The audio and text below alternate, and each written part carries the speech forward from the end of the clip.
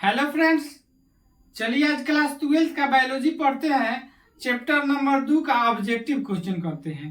तो चलिए देर न करते हुए यहीं से स्टार्ट करते हैं वीडियो को।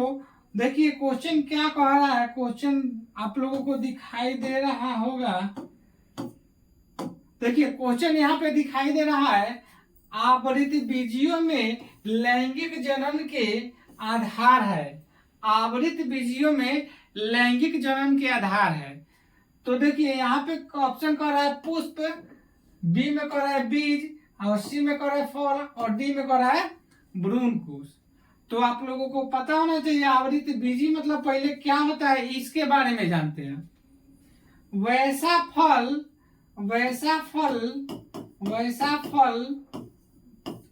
जिसके अंदर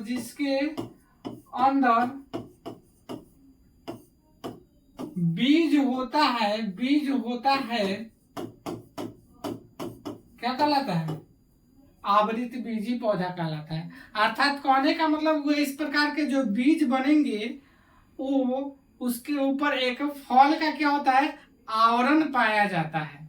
ठीक है, आवृत बीजी। तो चलिए इसका जो है आवृत बीजियों में लैंगिक जनन के आधार पूछ रहा है, तो इसका आंसर आप लोगों को दिखाई दे रहा होगा। ऑप्शन नंबर क्या हो जाएगा? ए हो जाएगा। ऑप्शन नंबर क्या हो जाएगा? ए हो जाएगा। अर्थात इसका आंसर पुष्प होगा। ठीक है, पुष्प पता होना चाहिए कि इसमें पता होना चाहिए कि पुष्प जो होता है आवृत बीजियों का क्या होता है, लैंगिक जनन का जो लैंगिक जनन होता है, लैंगिक जनन होता है, जनन वो किसमें होता है? पुष्प में ही संपन्न होता है। क्योंकि हम लोग पढ़े हैं कि नर तथा मादा भाग नर तथा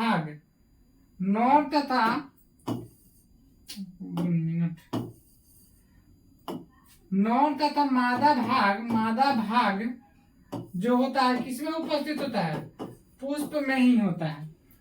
अर्थात कहने का मतलब हुआ कि हम लोग अभी तक जानते हैं कि जो भी होता है नर भाग चाहे मादा भाग होता है वो पुष्प में ही होता है।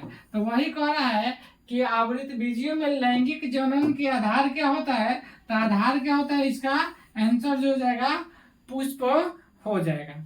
चलिए अगला क्वेश्चन देख लेते हैं। अगला क्वेश्चन क्या है?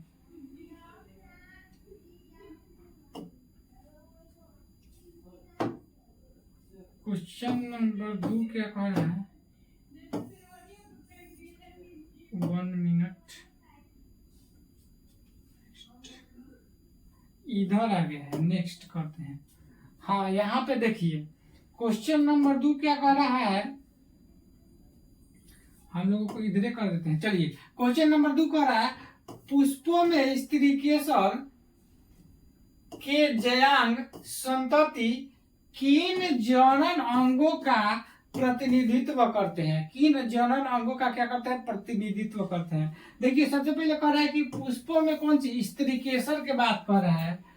स्त्रीकेसर के जो जयांग होते हैं संतति किन जनन अंगों का प्रतिनिधित्व करते हैं। आइए ऑप्शन सुनते हैं। ऑप्शन देखिए, नर जनन अंग कह रहा है, मादा जनन अंग कह रहा है, पराग कौन कह रहा है, बीज कह रहा है।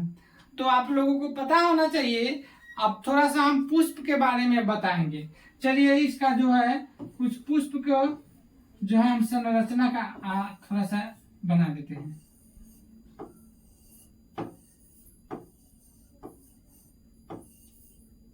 आप लोगों को यहाँ पे दिखाई दे रहा होगा, कलर चेंज करके था, कलर नहीं मैम। हाँ चलिए यहाँ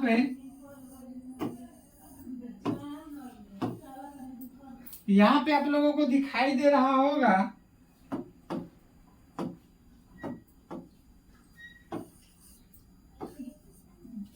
ये एक आप लोगों को दिखाई दे रहा होगा पुष्प हो गया। क्या हो गया?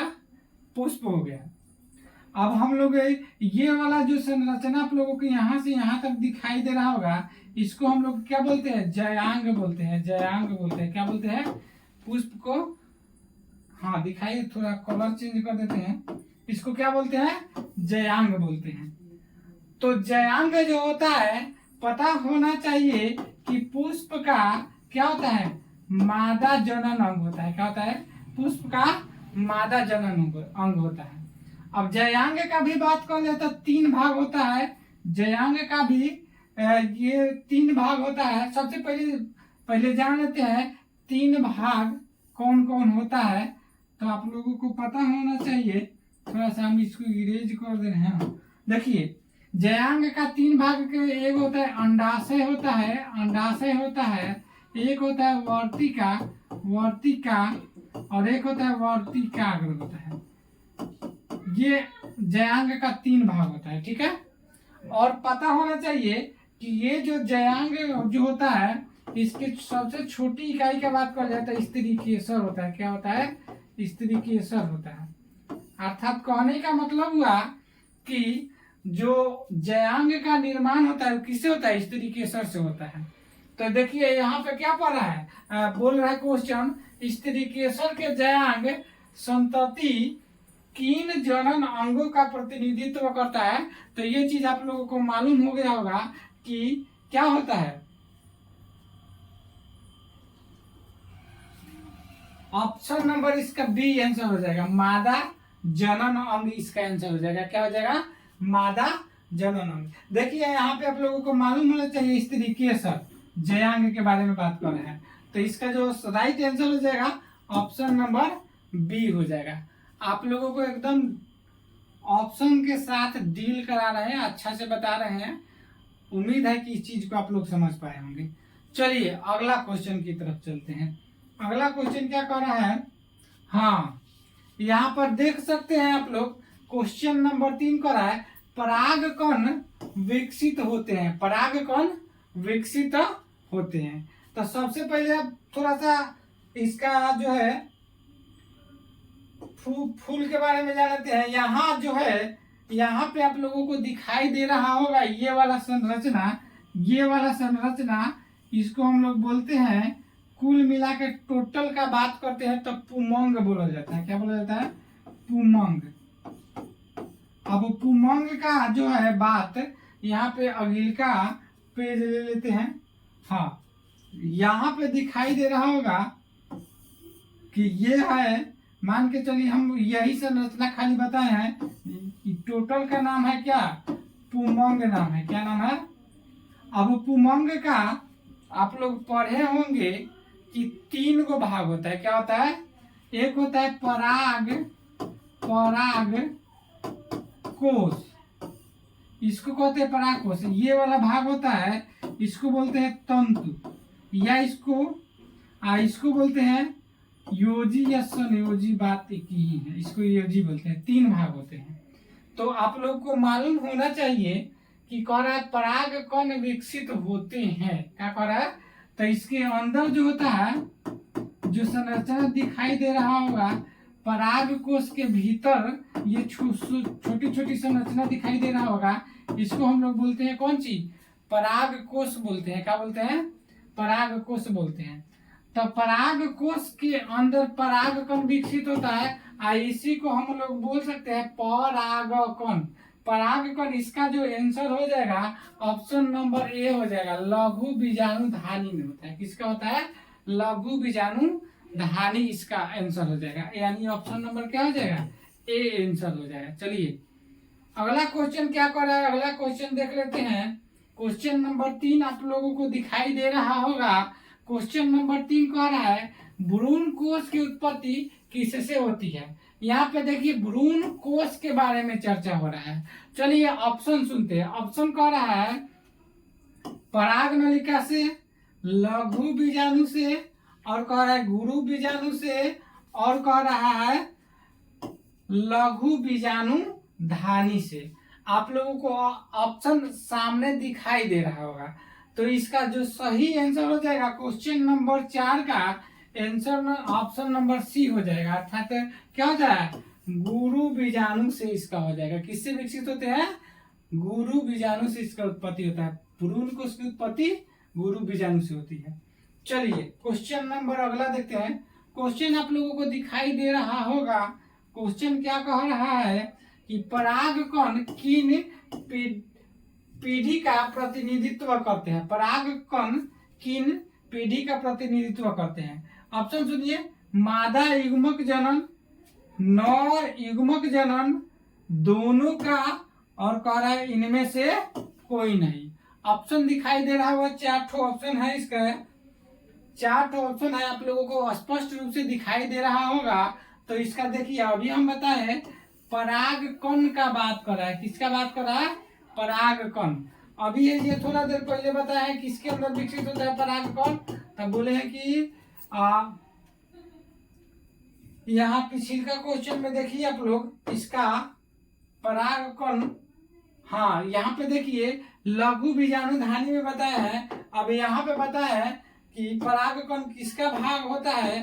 तो परागकण भाग होता है पुमंग का ही एक एथी होता है।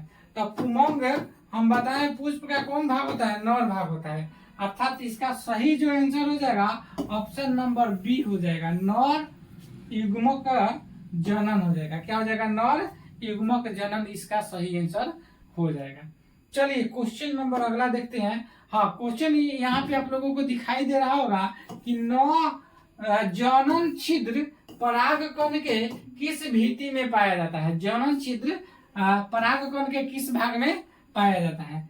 अब देखिए, इसका आंसर सुनने से पहले थोड़ा सा हम इसका चित्र बना के आप लोगों को डीपली में समझाते हैं। चलिए, यहाँ पे आप लोगों को दिखाई दे रहा होगा, यहाँ पे आप लोगों को दिखाई दे रहा होगा,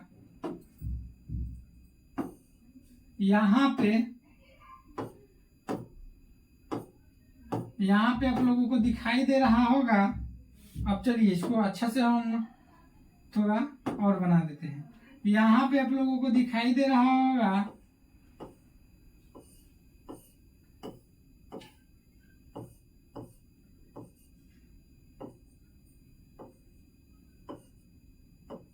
हाँ आप लोगों को दिखाई दे रहा होगा। पहले परागकण, ये परागकण हो गया, इसका बाह्य आवरण होता है, इसका होता है अंतः आवरण होता है, अंतः आवरण होता है। इसको हम बोलते हैं जनन छिद्र, जनन छिद्र इसको बोलते हैं। अब ये है परागकण। आप लोगों को पता होना चाहिए कि जनन छिद्र परागकण के किस भित्ति में पाया जाता है। तो आप लोगों को पता होगा कि देखिए सबसे बाहरी आवरण है, सबसे आंतरिक आवरण है। तो ये छिद्र आप लोगों को दिखाई दे रहा होगा। यहाँ जो है 1 मिनट, थोड़ा सा इसको हम दूसरा कलर लेते हैं और इसको और पतला कर देते हैं। यहाँ पे दिखाई दे रहा होगा आप लोगों को, यहाँ पे दिखाई दे रहा होगा कि किस पे उपस्थित है? बाह्य छिद्र पर स्थित है। किस पे स्थित है? बाह्य छिद्र पर। अर्थात इसका जो होता है आंसर जो हो जाएगा ऑप्शन नंबर आप लोग देख सकते हैं, ऑप्शन नंबर ए आंसर हो जाएगा। कि कौन हो जाएगा? ऑप्शन नंबर ए आंसर हो जाएगा। चलिए, इतना डीपली में आप लोगों को पढ़ा रहे हैं, ये ज्यादा से ज्यादा इस वीडियो को आप लोग शेयर कीजिएगा। हाँ, क्वेश्चन नंबर 7 क्या कह रहा है? 7 में देखते हैं, कह रहा है परागकण की बाह्य भित्ति किसकी बनी होती है। परागकण की बाह्य भित्ति किसकी बनी होती है? कह रहा है सेल्यूलोज की, पेक्टोज की, प्रोटीन की, स्पोरोपोलेनिन की बता रहा है। तो आप लोगों को पता होना चाहिए, ये अभी थोड़ा देर पहले बताए हैं,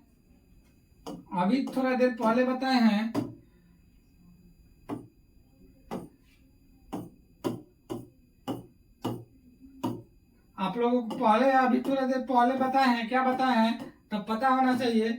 यहाँ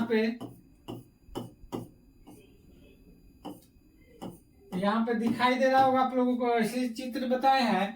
तो ये बाह्य छिद्र, सबसे बाहरी छिद्र हो गया बाह्य आवरण बोलते हैं इसको बोलते हैं आंतरिक आवरण या अंतः आवरण बोल सकते हैं। बातें कहीं होता है। तो आप लोगों को दिखाई दे रहा होगा, ये जो बाहरी आवरण होता है किसका होना होता है?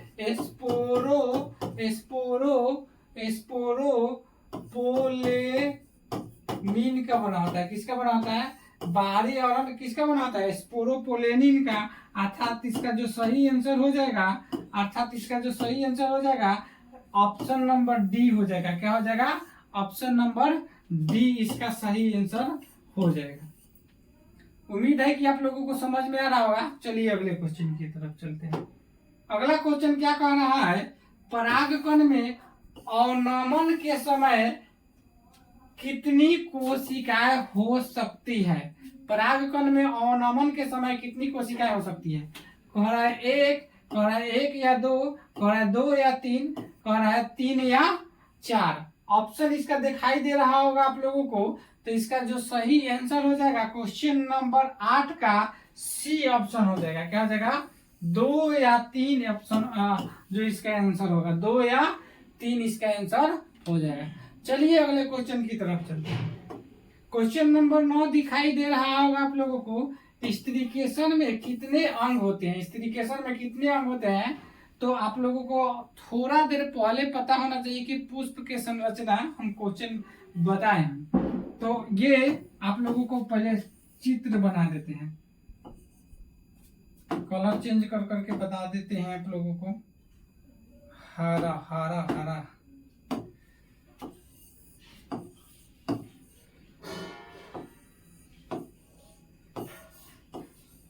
यहाँ पे दिखाई दे रहा होगा आप लोगों को।